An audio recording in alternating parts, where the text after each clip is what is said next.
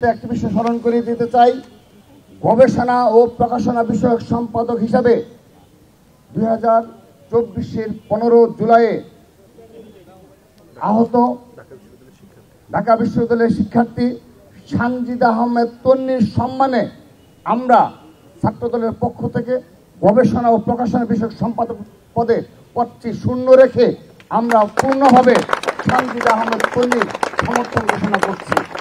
ডাকসুর সহসভাপতি হিসাবে ছাত্রদল মোহাম্মদ আবিদুল ইসলাম খানকে মনোনীত করেছে। সেই সাথে ঢাকা বিশ্ববিদ্যালয় কেন্দ্রীয় ছাত্র সংসদ প্যানেলে ছাত্রদল সমর্থিত ডাকসুর জিএস সাধারণ সম্পাদক হিসাবে শেখ তানভীর বাড়ি হানিফকে নির্বাচিত করেছে। সহকারী সাধারণ সম্পাদক এজিএস পদে তানভীর আল হাদি মায়েতকে মনোনীত করেছে।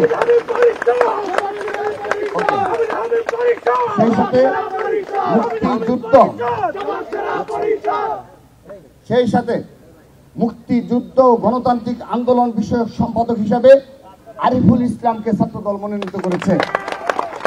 বিজ্ঞান ও প্রযুক্তি বিষয়ক সম্পাদক হিসাবে এহসানুল ইসলাম ছাত্রদল মনোনীত প্যানেলে ভোট করবেন।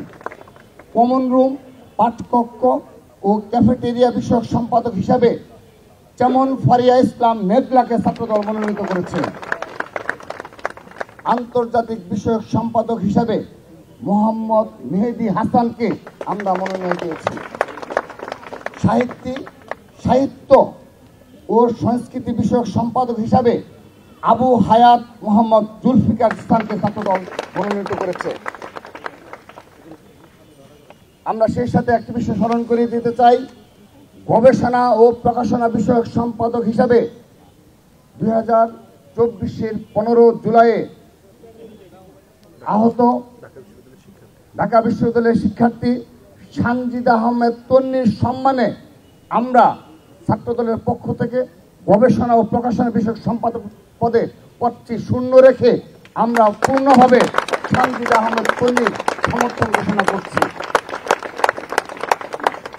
এটি আমরা জুলাই আগস্টের যে আমাদের স্পিরিট এবং চেতনা রয়েছে, সেই ছাত্রদল সেই চেতনাকে ধারণ করে এবং তা সত্যিকার অর্থে বাস্তবে রূপান্তর করে আমরা ক্রীড়া বিষয়ক সম্পাদক হিসাবে চিমা চাকমাকে মনোনয়ন করছি।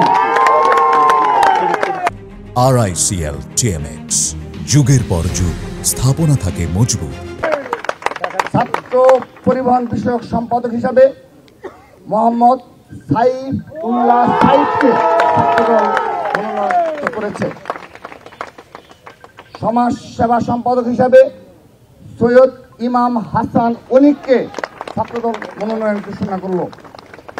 ক্যারিয়ার উন্নয়ন বিষয়ক সম্পাদক হিসাবে আমরা মোহাম্মদ আরকানুল ইসলাম রূপককে ছাত্রদলের পক্ষ থেকে মনোনীত করেছি। স্বাস্থ্য ও পরিবেশ বিষয়ক সম্পাদক হিসাবে ছাত্রদলের পক্ষ থেকে আনোয়ার হুসাইনকে মনোনীত করেছি। মানবাধিকার ও আইন বিষয়ক সম্পাদক হিসাবে মেহেদি হাসান মুন্নাকে ছাত্রদল মনোনীত করেছে। সেই সাথে সদস্য হিসেবে আমরা যাদেরকে মনোনীত করেছি তাদের নাম আমি এক এক করে বলছি। 1 নম্বর মোহাম্মদ জারিফ রহমান, মাহমুদুল হাসান, নাহিদ হাসান, মোহাম্মদ হাসিবুর রহমান সাকিব, মোহাম্মদ শামীম রানা, ইয়াসিন আরাফাত আলী, মুনিম হাসান ওরুফ, অঞ্জন রায়, সোয়াইব ইসলাম অমি, মেহরুন্নেসা কেয়া, ইবনু আহমেদ, শামসুল হক আনান, নিত্যানন্দ পাল। এই হলো আমাদের ডাকসু প্যানেল। সেই সাথে আনুষ্ঠানিকভাবে এই ডাকসু প্যানেল আমরা বিশ্বাস করি ঢাকা বিশ্ববিদ্যালয়ের সচেতন, সাহসী, মেধাবী, বিচক্ষণ শিক্ষার্থীরা তাদের ভোটাধিকার প্রয়োগের মাধ্যমে ঢাকা বিশ্ববিদ্যালয়ে বাংলাদেশকে নেতৃত্ব দেয়, তা প্রমাণের আবারও সুযোগ এসেছে। আমরা বিশ্বাস করি আমরা ছাত্রদল আজকে যে প্যানেল ঘোষণা করলাম সেটি ছাত্র সমাজের প্রত্যাশার প্রতিফলন। আমরা ছাত্র সমাজের মাঝে সবচেয়ে জনপ্রিয়, ছাত্র সমাজের অধিকার বাস্তবায়নে যারা দীর্ঘদিন সাধারণ শিক্ষার্থীদের পাশে থেকে কাজ করেছে তাদেরকেই আমরা আমাদের এই প্যানেলে মনোনীত করেছি।